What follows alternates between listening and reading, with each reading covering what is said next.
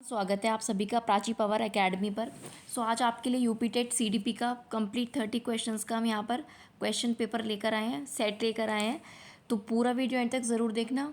बिल्कुल जो आपका पैटर्न प्रीवियस ईयर्स में रहा है उसी पर बेस्ड क्वेश्चंस मैं आज लेकर आई हूँ। साथ ही साथ आपको ये भी बता देती हूँ कि इस चैनल पर आपको कंप्लीट सीडीपी कराई जा रही है। 10 से 11 क्लासेस हो चुकी है। अगर आपने नहीं देखी तो प्लेलिस्ट बना दी है, उस पर जाकर देख लेना। पूरा सीडीपी आपको यूपी टेट एग्जाम से पहले करा दिया जाएगा। जो ना केवल यूपी टेट, सीटेट या जहाँ पर भी सीडीपी पूछी जाती है उन सभी एग्जाम के लिए आपका इतना अच्छे से प्रिपेयर हो जाएगा कि आपको दोबारा पढ़ने की ज़रूरत नहीं होगी। सिर्फ आपको रिवाइज करना होगा। हर डिटेल में सारी चीज़ें आपको जो है करवाई जा रही हैं। तो चलिए अब आज की बात कर लेते हैं, आज के 30 क्वेश्चंस पर जो कि आपके एग्ज़ाम में बन सकते हैं और इम्पॉर्टेंट टॉपिक से लिए गए हैं। पहला क्वेश्चन आपकी स्क्रीन पर है। क्रो एंड क्रो के अनुसार बाल विकास क्या है? यानी कि बाल विकास की जो डेफिनेशंस अलग अलग साइकोलॉजिस्ट ने दी हैं, तो क्रो एंड क्रो का इस डेफिनेशन को लेकर बाल विकास क्या है, इसको लेकर क्या मानना रहा है। तो जो क्रो एंड क्रो हैं वो चाइल्ड डेवलपमेंट को क्या मानते हैं? उनकी नज़र में जो बच्चों का विकास है वो क्या है? केवल फिजिकल ग्रोथ है, या फिर कोई कॉन्टिन्यूस प्रोसेस है जिसमें चेंज होता रहता है, या केवल मेंटल ग्रोथ है, या केवल सडन चेंज है कि अचानक से परिवर्तन आता है। तो वो अलग अलग साइकोलॉजिस्ट ने अलग अलग डेफिनेशन दी है चाइल्ड डेवलपमेंट की। तो एक बहुत ही इंपॉर्टेंट साइकोलॉजिस्ट हैं, आपके एग्जाम के पॉइंट ऑफ व्यू से इंपॉर्टेंट, इनको मार्क करना, क्रो एंड क्रो। इन्होंने कहा है कि जो चाइल्ड डेवलपमेंट है that is a continuous process of change. ठीक है, ये क्या है? निरंतर परिवर्तन की प्रक्रिया है। निरंतर परिवर्तन होते रहते हैं कुछ ना कुछ समय अंतराल पर। तो वो क्या है? वही क्या है? बच्चे का डेवलपमेंट होता है। अगर मैं बात करूं तो क्रो एंड क्रो ने कॉन्टिन्यूस प्रोसेस ऑफ चेंज किसको बताया है? बच्चे के विकास को बताया है। और ये कहते हैं कि बच्चे की केवल फिजिकल ग्रोथ ही डेवलपमेंट नहीं है, बल्कि उसके बिहेवियर में जो लगातार और बड़े स्तर पर परिवर्तन होते रहते हैं, ठीक है, उसकी एबिलिटीज़ में जो परिवर्तन होते रहते हैं, ये सारी चीज़ें मिलकर ही उसके डेवलपमेंट का पार्ट होती हैं। तो ये चीज़ आपको ध्यान में रखनी है कि डेवलपमेंट के अंतर्गत जो है क्या बोला है क्रो एंड क्रो ने? इन्होंने बोला है कि जो डेवलपमेंट है वो कॉन्टिन्यूस प्रोसेस ऑफ चेंज है, जिसमें हमारा सिर्फ फिजिकल ग्रोथ नहीं बल्कि बिहेवियर चेंज होता रहता है, वो भी एक छोटे नहीं बड़े स्तर पर। ठीक है, कॉन्टिन्यूस और कॉम्प्रिहेंसिव प्रोसेस इसको बताया है। व्यापक एक जो है ये प्रक्रिया होती है विकास की। क्लियर है इतनी बात? सेकंड पॉइंट पर आते हैं, सेकंड क्वेश्चन पर। सेकेंड क्वेश्चन आपके सामने है, बहुत ही बेसिक सा क्वेश्चन है पर आपके एग्जाम में पूछा जाता है। सवाल है कि बाल विकास को प्रभावित करने वाला मुख्य कारक कौन सा है? ठीक है, अब बाल विकास को अगर मैं प्रभावित करने वाले कारकों की बात आपसे करूं तो इसमें बहुत सारे कारक आते हैं, लेकिन जो मेन कारक है वो है हेरिडिटी और डेवलपमेंट एनवायरमेंट, यानी कि आनुवंशिकता और वातावरण। ये दोनों मोस्ट इम्पॉर्टेंट और सबसे ज़्यादा प्रभावित करते हैं बच्चे के विकास को। ठीक है, आनुवंशिकता यानी कि जो गुण, जो भी विशेषताएं हमें अपने परिवार से मिलती हैं, माता पिता से मिलती हैं, वो हेरिडिटी में आता है। और वातावरण यानी कि जिस आसपास के वातावरण में हमारा पालन पोषण हो रहा है, हम रह रहे हैं, चाहे वो परिवार का वातावरण हो, हमारे गली मोहल्ले का हो, या फिर समाज का हो, विद्यालय का हो, वो सब किस में आता है? एनवायरनमेंट में। तो ये चीज़ें हमें सबसे ज़्यादा इफेक्ट करती हैं, है ना। बाय बर्थ हमें जो है हेरिडिटी कल जो करेक्टरिस्टिक्स हैं वो मिलते हैं, और बाहर की दुनिया में जब हम रहना शुरू करते हैं, बच्चा रहना शुरू करता है, तो जो एनवायरनमेंट है वो बहुत ज़्यादा उसको अफेक्ट करता है। इसके साथ ही साथ बात करें तो एनवायरनमेंट को ही हम फर्दर अगर क्लासीफाई कर दें, जिसमें आपका स्कूल आता है, सोसाइटी आती है, फ्रेंड्स आते हैं, ठीक है, रिलेटिव्स आते हैं, ये सब आपको प्रभावित करते हैं, आपके विकास को प्रभावित करते हैं। ठीक है, लेकिन मेन क्या है? हेरिडिटी और एनवायरनमेंट, और भी मैंने आपको बता दी है। तो C option will be the right answer. ठीक है, अगले पॉइंट की बात करते हैं। अगला सवाल आपके सामने है, व्यक्तित्व मापन के लिए कौन सा परीक्षण इनमें से किया जाता है? पर्सनैलिटी टेस्ट के लिए कौन सा परीक्षण किया जाता है? तो देखो, इन चारों में से अगर मैं आपसे बात करूं, ठीक है, इन चारों में से अगर हम आपसे बात करते हैं तो इनमें देखिएगा पर्सनैलिटी टेस्ट कौन सा है इनमें से? तो इनमें से जो पर्सनैलिटी टेस्ट है वो है रोचैक टेस्ट। ठीक है, आप इसको कुछ और भी प्रोनाउंस कर सकते हो। जो रोचैक टेस्ट है ये क्या है? पर्सनैलिटी टेस्ट है। ठीक है, आपको ये बात ध्यान रखनी है कि जो पर्सनैलिटी टेस्ट है इसमें ये आ गया। आपसे अचीवमेंट टेस्ट में पूछा जाता है कि कौन से टेस्ट आते हैं, एप्टीट्यूड टेस्ट में पूछा जाता है कि आपके कौन कौन से जो है टेस्ट आते हैं। तो ये आपको ध्यान में रखना है कि ये जो आपका टेस्ट है रोचेक टेस्ट है ना, ये आपका किस में आता है, ये आता है आपका व्यक्तित्व मापन में यानी कि पर्सनैलिटी टेस्ट में। और ध्यान से बात सुनिएगा, इसको रोचेक इंक ब्लॉट टेस्ट भी कहा जाता है। पूरा नाम इसका क्या है, रोचेक इंक ब्लेस्ट टेस्ट, ठीक है। रोचेक इंक ब्लॉट टेस्ट भी इसको बोला जाता है, इंक ब्लॉट है ना, रोचेक इंक ब्लॉट टेस्ट, इसको पूरा इसका ना जो नाम है वो है। ये किसके लिए है, पर्सनैलिटी टेस्ट के लिए है। एक पर्सनैलिटी टेस्ट के लिए दूसरा जो टेस्ट है वो होता है आपका टेट, TAT टेट, TET आपका वाला नहीं, ये वाला थीमेटिक थीमेटिक एप्रिसेप्शन टेस्ट, ये होता है प्रसंगात्मक बोध परीक्षण, ठीक है। ये क्या है आपका TAT टेट, पहले इंग्लिश में सुन लो, थीमेटिक एप्रिसेप्शन टेस्ट, ठीक है, थीमेटिक एप्रिसेप्शन टेस्ट, और हिंदी में बोलेंगे प्रसंगात्मक बोध परीक्षण। ये भी किसके लिए होता है, पर्सनैलिटी टेस्ट के लिए ही होता है। और ये हमने रोशेक टेस्ट आपको बताया, इसको रोशा स्याही धब्बा परीक्षण हिंदी में बोला जाता है, रोशेक इंक ब्लॉट टेस्ट। और दूसरा आपको टेट बताया है, थीमेटिक एप्रिसेप्शन टेस्ट यानी कि प्रसंगात्मक बोध परीक्षण। क्लियर होगी बात, बढ़े अगले क्वेश्चन नंबर 3 पर। चलिए, 3 हो चुका है, 4 पर बढ़ते हैं। 4 आपसे कहता है कि सामान्य मानसिक क्षमता परीक्षण किसने दिया है, who propounded general mental ability test. तो जनरल मेंटल एबिलिटी टेस्ट जो है ये आपका दिया है किसने, स्पीयरमैन ने दिया है। तो यहाँ पर आपको 2 बातें ध्यान में रखनी है। जनरल मेंटल एबिलिटी टेस्ट की बात करें तो सबसे पहले इसको डेवलप किया था एल्बर्ट बिने ने, है ना, याद रखना। बिने के साथ में यहाँ पर थे आपके कौन, साइमन, बिने एंड साइमन, ठीक है। तो सबसे पहले जो टेस्ट था, है ना, फर्स्ट प्रैक्टिकल इंटेलिजेंस टेस्ट, ये अर्ली 1900 में ना, 1900 के आसपास जो है बिने साइमन स्केल टेस्ट भी इसको बोला जाता है। तो अगर हम बात करें कि सबसे पहले जो प्रोपाउंड किया मेंटल एबिलिटी टेस्ट को, है ना, वो किन्होंने किया, बिने ने, और 1904 की ये डेट जो है बताई जाती है। बिने एंड साइमन इसमें थे। इसके बाद जो स्पीयरमैन की बात आती है, तो जो स्पीयरमैन थे इन्होंने 2 फैक्टर थ्योरी ऑफ इंटेलिजेंस दी, द्विकारक सिद्धांत दिया बुद्धि का, ठीक है। बुद्धि का द्विकारक सिद्धांत किसने दिया, चार्ल्स स्पीयरमैन ने 1923 में। अब याद रखेंगे 2 फैक्टर थ्योरी में एक G फैक्टर की बात करते हैं ये जिसमें जनरल इंटेलिजेंस आती है, और एक S फैक्टर की बात करते हैं इसमें स्पेसिफिक क्या आती हैं, एबिलिटीज़ आती हैं। तो यहाँ पर इसका आंसर क्या हो जाएगा, बिने एंड साइमन, ठीक है, क्योंकि सबसे पहले जो जनरल मेंटल एबिलिटी टेस्ट जो है दिया है वो किन्होंने दिया है, इन्होंने दिया है बिने और साइमन ने। तो ये बात आपको याद रखनी है। और 2 factor theory of intelligence Spearman ने दी है। अगले क्वेश्चन की बात करते हैं। नेक्स्ट सवाल है आपके सामने, McDougall is related to which theory. तो मैकडूगल की अगर हम बात करते हैं तो ये कौन सी थ्योरी ऑफ लर्निंग से रिलेटेड है, लर्निंग थ्योरी से, या इंस्टिंक्ट थ्योरी से, इंटेलिजेंस थ्योरी से, या पर्सनैलिटी ट्रेट से, ठीक है। तो ये जो आपका मैकडूगल है, ठीक है, MC मैकडूगल जो आपका है, ये रिलेटेड है आपके इंस्टिंक्ट थ्योरी से। किससे रिलेटेड है, इंस्टिंक्ट थ्योरी से। तो ये आपको ध्यान में रखना है, ठीक है, ठीक है। तो ये बात आप ध्यान रखना कि मैकडूगल किससे रिलेटेड है, इंस्टिंक्ट थ्योरी से रिलेटेड है, जिसको मूल प्रवृत्ति हम हिंदी में कहते हैं। इंस्टिंक्ट यानी कि मूल प्रवृत्ति। अच्छा, एक बात ये आपके सामने आती है कि इन्होंने कितनी बेसिक मूल प्रवृत्तियों की जो है बात की है, कितनी बेसिक मूल प्रवृत्तियों की बात की है मैकडूगल ने। तो उनकी संख्या कितनी है, 14, 14 इन्होंने जो है 14 जो है इनेट की बात की है कि जो 14 मूल प्रवृत्तियां हैं वो इंसान में जो है वो बेसिक होती हैं, ठीक है। तो ये आपको ध्यान रखना है, ठीक है। 14 मूल प्रवृत्तियों के बारे में किसने बताया है, मैकडूगल ने 14 मूल प्रवृत्तियां इंस्टिंक्ट बताई हैं। ये एग्जाम में पूछा जाता है कि कितनी बताई हैं, 14 मूल प्रवृत्तियां, किसने, मैकडूगल ने। अब इनमें क्या क्या चीज़ें आती हैं, देखो इसमें आपका आता है फ्लाइट, जिसकी बात होती है फियर, एज अ फियर। फिर आता है रिपल्शन, क्या आता है, रिपल्शन आता है, जिसको डिस्गस्ट कहते हैं। फिर एक क्यूरोसिटी इसमें आता है, ठीक है, क्या आता है, क्यूरोसिटी। एक आपका पगनेसिटी आता है, जिसको हम एंगर कहते हैं। सेल्फ असर्शन आता है इसमें, सेल्फ असर्शन, ठीक है। सेल्फ अबेसमेंट आता है, सेल्फ अबेसमेंट, ठीक है, ये सारी चीज़ें क्या हैं, किसी सेपरेट सेशन में आपको 14 आराम से डिफाइन करके बताएंगे।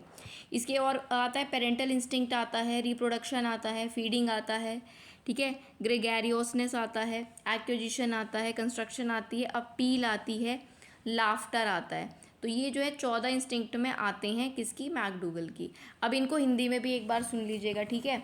14 प्रवृत्तियों में क्या क्या चीज़ें आती हैं, भय आता है, घृणा आती है, जिज्ञासा, लड़ने की प्रवृत्ति, आत्म अभिव्यक्ति, आत्महीनता, माता पिता की सहज प्रवृत्ति, प्रजनन, भोजन की इच्छा, मिलनसारिता, अधिग्रहण, निर्माण, संकट की स्थिति में सहायता के लिए गुहार लगाने की प्रवृत्ति और हंसी। तो ये 14 मूल प्रवृत्तियाँ ह्यूमन में होती हैं, ऐसा मैकडूगल का कहना है। तो उम्मीद है ये क्वेश्चन भी आपको बढ़िया से क्लियर हो गया होगा। अब अगले क्वेश्चन की बात कर लेते हैं। अगला क्वेश्चन है आपके सामने, बात कर लेते हैं नेक्स्ट क्वेश्चन की। बच्चों में भाषा का विकास अनुकरण और प्रोत्साहन का परिणाम है, ये किसने कहा। ठीक है, तो ये आपको क्या बोल रहा है कि जो लैंग्वेज डेवलपमेंट होता है वो रिजल्ट होता है इमिटेशन का और रीइंफोर्समेंट का। तो ये कहना है किसका, BF स्किनर का। ठीक है, BF स्किनर क्या मानते हैं, वो ये मानते हैं कि बच्चों में जो लैंग्वेज का डेवलपमेंट होता है वो नकल करके और बच्चों को प्रोत्साहित करके उनमें डेवलप किया जाता है। क्लियर हो गई इतनी बात, ठीक है। स्किनर का याद रखेंगे, ये भी इम्पोर्टेंट क्वेश्चन हो जाएगा। आगे बात करते हैं, नेक्स्ट है पाठ योजना प्रणाली में किस मनोवैज्ञानिक का योगदान है सबसे ज़्यादा। अगर बात करें, psychologist involve in lesson plan system. ठीक है, तो वैसे तो अलग अलग साइकोलॉजिस्ट ने जो है अलग अलग अपने लेसन प्लान की जो है तरीके बताए हैं, मेथड्स बताए हैं, लेकिन अगर हम बात करें सबसे ज़्यादा इन्वॉल्व जो रहे या सबसे ज़्यादा जिन्होंने अपनी थियरीज़ दी या काम किया है लेसन प्लान को लेकर, वो हैं आपके जॉन फ्रेडरिक हर्बर्ट। ठीक है, हर्बर्टियन मेथड देखा होगा आपने, हर्बर्शियन अप्रोच, हर्बर्टियन मेथड के बारे में सुना होगा, तो ये वही हर्बर्ट है। तो जॉन फ्रेडरिक हर्बर्ट ये जो है सबसे ज़्यादा किस में इन्वॉल्व रहे हैं या किसके लिए जाने जाते हैं, लेसन प्लान में ये काफ़ी इन्वॉल्व रहे हैं। ठीक है, 5 step system of lesson planning इन्होंने ही दिया था।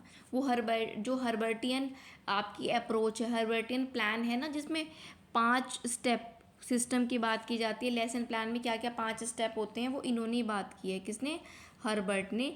तो ये आप थोड़ा ध्यान में रखना, ठीक है। जो 5 स्टेप्स की बात की है लेसन प्लानिंग में, वो हर्बर्ट ने बात की है, जिसमें प्रिपरेशन है, फिर प्रेजेंटेशन है, फिर एसोसिएशन है, फिर जनरलाइजेशन है, देन एप्लीकेशन है।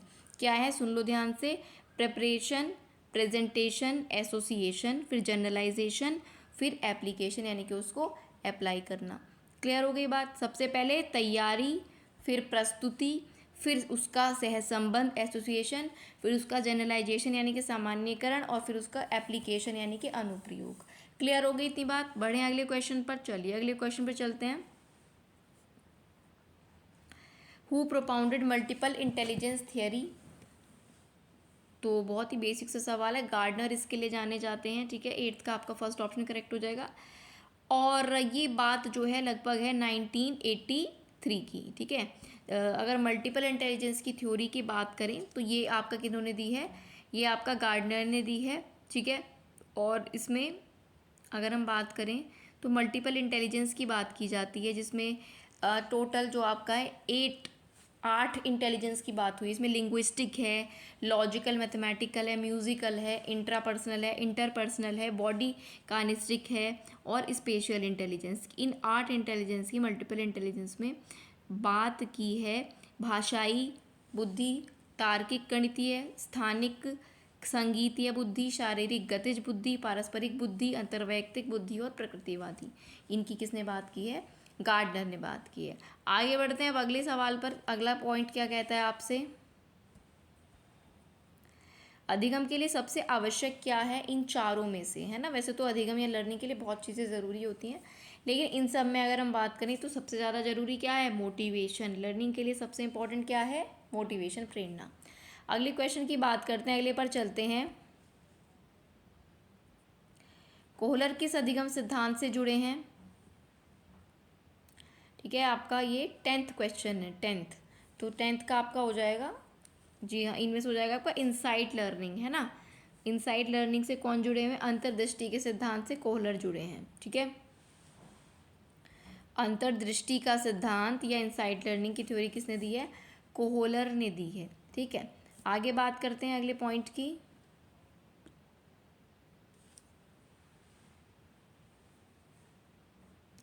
अच्छा, एक बात और आपको बता देते हैं, इनसाइट लर्निंग में क्या है, ये क्या मानते हैं इसमें इन्होंने दी है कोहलर ने इनसाइट लर्निंग। ये कहते हैं कि सीखना जो होता है, अधिगम होता जो होता है, वो धीरे धीरे नहीं बल्कि अचानक से होता है, जब व्यक्ति को समस्या का समाधान समझ में आ जाता है। ठीक है, इस सिद्धांत के अनुसार अचानक बच्चा जो कोई भी व्यक्ति है वो सीखते हैं। उन्होंने एक प्रयोग किया था चिंपैंजी पर, है ना, सुल्तान नाम का चिंपैंजी था। उन्होंने उस पर यह सिद्ध किया था कि जो सीखना होता है वो ट्रायल एंड एरर नहीं होता, उसकी बजाय समस्या को समझना और उसे अंदर से समझना होता है ना। ट्रायल एंड एरर नहीं होता सीखना। कोहलर ऐसा मानते हैं कि ये कैसा होता है, समस्या को समझना है आपने और अपनी जो सूझबूझ है उससे काम करना है, ऐसा कोहलर मानते हैं। तो यही इनसाइट लर्निंग है। ओके, आगे बढ़ते हैं। ब्लूप्रिंट किसका महत्वपूर्ण भाग होता है इनमें से? बात करें तो ब्लूप्रिंट जो है अचीवमेंट टेस्ट का इंपॉर्टेंट पार्ट होता है। इंपॉर्टेंट है, याद रखेंगे। ब्लूप्रिंट अचीवमेंट टेस्ट का इंपॉर्टेंट पार्ट होता है, एक स्टेप होता है। ठीक है, आगे बढ़ते हैं, अगले क्वेश्चन की बात करते हैं। सृजनात्मकता को मापने के लिए कौन सा परीक्षण किया जाता है? Test for creativity. इनमें से अगर मैं बात करूँ तो एक आपका टॉरेंस टेस्ट है, बिने टेस्ट है और रोचरे टेस्ट है और टैट। देखो हमने जो रोचेक और जो टैट वाला है ये आपका पर्सनैलिटी टेस्ट में आपको बताया। ठीक है, बिने का इसमें नहीं होगा। ठीक है, इंटेलिजेंस की बात करते हैं क्योंकि, तो टॉरेंस टेस्ट जो है ये आपका Torrance test of creative thinking, ये सृजनात्मकता के लिए किया जाता है। ठीक है, याद रखेंगे, टॉरेंस टेस्ट फॉर क्रिएटिविटी। आगे बात करें अगले क्वेश्चन की। निम्न बुद्धि स्तर का आईक्यू लेवल कितना होता है? ये आपसे सवाल है। What is the IQ level for low intelligence? तो लो इंटेलिजेंस के लिए जो आईक्यू लेवल होता है दैट इज़ बिलो 70, है ना, बिलो 70 होता है इसकी जो रेंज होती है।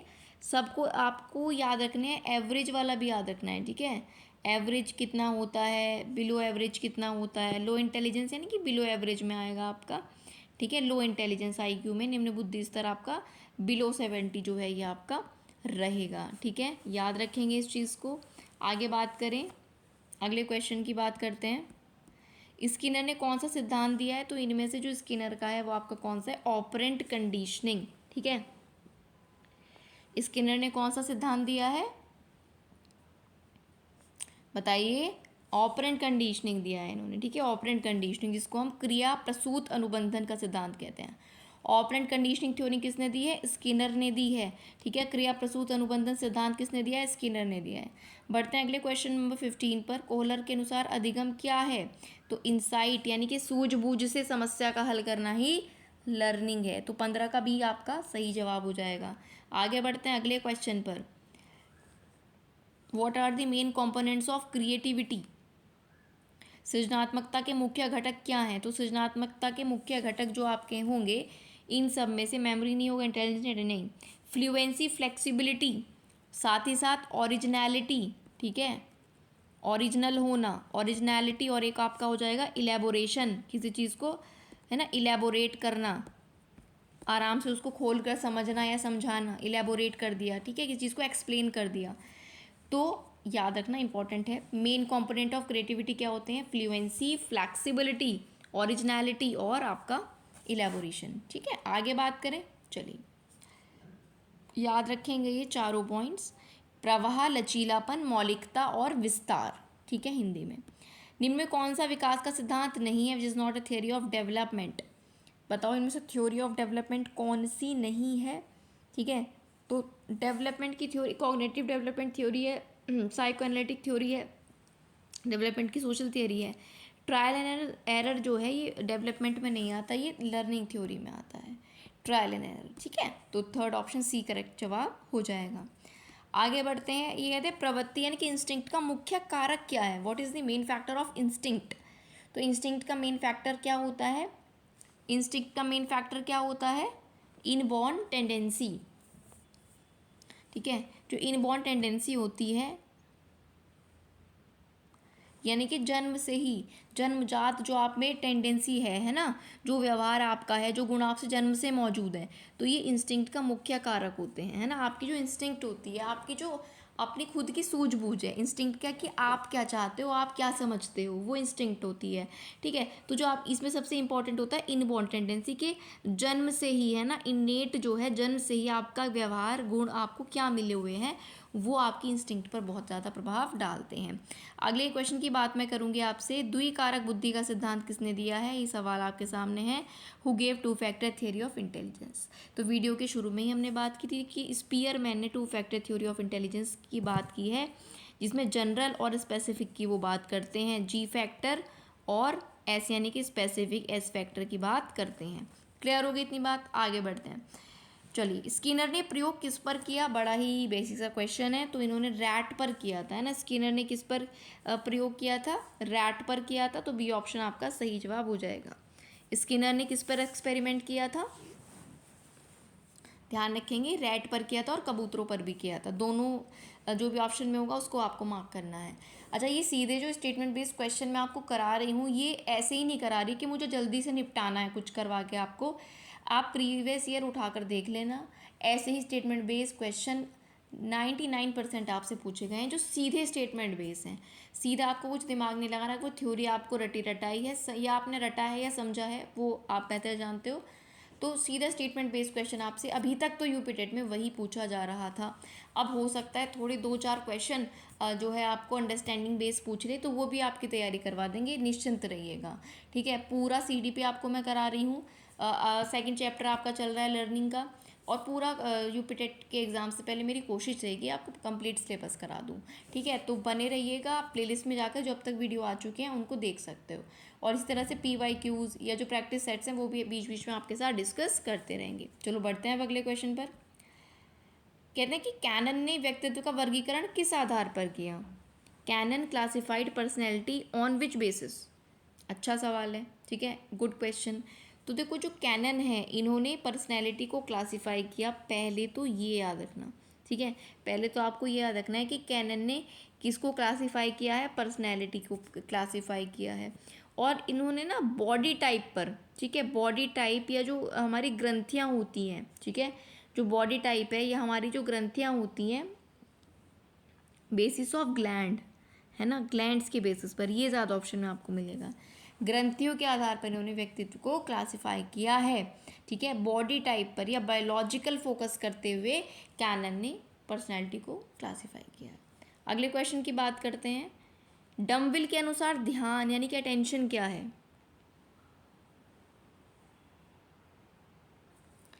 डम्बिल के अनुसार ध्यान क्या है, फोकसिंग कॉन्शियसनेस। इसका क्या मतलब है, किसी एक वस्तु पर फोकस करना, है ना, किसी एक वस्तु पर चेतना की एकाग्रता। इन्होंने किसको बताया है, ध्यान को बताया है। यानी कि ध्यान क्या है, किसी एक चीज़ पर एकाग्रता से फोकस करना ही क्या है, ध्यान है। तो ये भी आपसे एग्जाम में पूछा गया है, ठीक है, तो इंपॉर्टेंट है, याद रखेंगे। डम्बिल के अनुसार what is attention, focusing consciousness, consciously किसी चीज़ पर फोकस करना एकाग्रता से, ठीक है। अगले क्वेश्चन की बात करते हैं। क्रो एंड क्रो के अनुसार क्रिएटिविटी क्या है, सृजनात्मकता क्या है, तो इन्होंने क्रिएटिविटी के बारे में भी बताया है। तो क्रो एंड क्रो के अनुसार क्रिएटिविटी है न्यू आइडियाज़ का प्रोडक्शन, यानी कि नए नए आइडियाज़ को लेकर आना, नए नए आइडियाज़ को सोचना, क्या है, क्रिएटिविटी है। ये कौन कहते हैं, किसका मानना है, क्रो एंड क्रो का, ठीक है।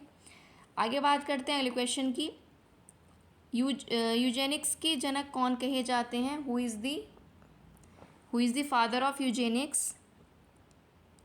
तो ये आपके कहे जाते हैं कौन, गैल्टन, ठीक है, या गॉल्टन भी आप इनको बोल सकते हो।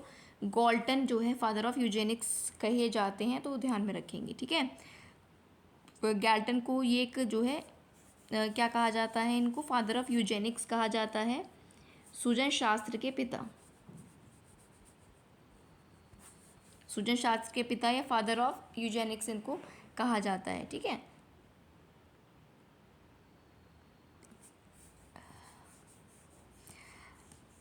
आगे बात करते हैं अगले पॉइंट की। प्रत्यक्षीकरण या परसेप्शन क्या होता है, तो ये आपका होता है इंटरप्रिटेशन ऑफ सेंसेशन, ठीक है। व्हाट इज परसेप्शन, तो इंटरप्रिटेशन है सेंसेशन का, ठीक है। This is the mental process of organising, identify and interpret sensory information. ठीक है, इसका क्या मतलब है कि इंटरप्रेट करना सेंसेशन को, ठीक है, जो भी आप फील कर रहे हो, ये एक क्या होता है, परसेप्शन एक मेंटल प्रोसेस होता है। तो जो भी आप संवेदी सूचनाओं को देख कर या सुन कर या स्पर्श करके या स्मेल करके उन चीज़ों को क्या करते हो, जब अरेंज करते हो, उन्हें पहचान पाते हो और उनको एक्सप्लेन कर पाते हो, तो वो क्या आता है, आपका परसेप्शन में आता है। परसेप्शन क्या, हिंदी में धारणा या प्रत्यक्षीकरण। तो ये सेंसेशन की जो भी आप फील कर रहे हो, ठीक है, चाहे छू कर, चाहे देख कर, चाहे सुन कर, चाहे स्मेल करके, जो भी आप फील कर रहे हो उसको इंटरप्रेट कर देना, सामने रख देना, ठीक है, वही क्या है, परसेप्शन होता है। नेक्स्ट है औपचारिक संक्रियात्मक अवस्था कब से कब तक होती है, टाइम पीरियड पूछा है, time period of formal operational stage. तो आप जानते हो 4 स्टेजेस की बात की है, किन्होंने बात की है 4 स्टेजेस की, आपके प्याजे ने, ठीक है। तो इसमें एक आपकी स्टेज ये आ जाती है फॉर्मल ऑपरेशनल स्टेज, ठीक है, और ये आपकी होती है आपकी कौन सी एज ग्रुप में आती है, 11+ ईयर्स में आती है। ये 12 से 18 भी कहा जाता है इसको, है ना, 11 से ज़्यादा या 12 से ज़्यादा ऐसे भी आपके उसमें आ सकता है ना, 11 से लेकर या 12 से लेकर की जो ऊपर की एज होती है, ये आपकी फॉर्मल ऑपरेशनल स्टेज में आती है। ये भी अगर मैं आपको बता दूं फटाफट से, तो 0 से 2 सेंसरी मोटर आपकी संवेदीगामक अवस्था होती है। प्री ऑपरेशनल स्टेज आपकी होती है 2 से 7 पूर्व संक्रियात्मक अवस्था, ठीक है। और कॉन्क्रीट ऑपरेशनल जो औपचारिक संक्रियात्मक अवस्था है फिर वो 7 से 12 होती है। और जो फॉर्मल ऑपरेशनल की हम बात कर रहे हैं ये 12 से 18 या 11+ की एज में होती है। 4 अवस्थाओं की बात करते हैं प्याजे। एक तो आपसे एग्जाम में पूछा जाएगा, तो अच्छे से इनको भी आप तैयार कर लेना। किशोरावस्था की आयु क्या है, एडोलसेंस की क्या एज है, एज ग्रुप एडोलसेंस का तो 10 से 19, ठीक है, ठीक है। जो आपका एज ग्रुप आता है, एज ग्रुप ऑफ एडोलसेंस, वो आपका 10 से लेकर 19 की एज तक आता है ना, 10 to 19। अगले क्वेश्चन की बात करते हैं। नेक्स्ट है संज्ञानात्मक विकास पर सबसे अधिक कार्य किसने किया है। तो आप सभी इस बात से परिचित हो कि कॉग्निटिव डेवलपमेंट के जो पिता या जनक कहे जाते हैं, मेनली जिन्होंने काम किया है कॉग्निटिव डेवलपमेंट पर, वो हैं आपके जीन पियाजे। जीन पियाजे ने काफ़ी काम किया है कॉग्निटिव डेवलपमेंट पर, संज्ञानात्मक विकास पर, ठीक है, जहाँ पर अपनी सोच समझ बुद्धि की बात जहाँ पर करते हैं, जहाँ पर बुद्धि का विकास हमारी होता है, सोच का विकास होता है, वो कॉग्निटिव डेवलपमेंट में सारी चीज़ें आती हैं। नेक्स्ट क्वेश्चन है आपके सामने,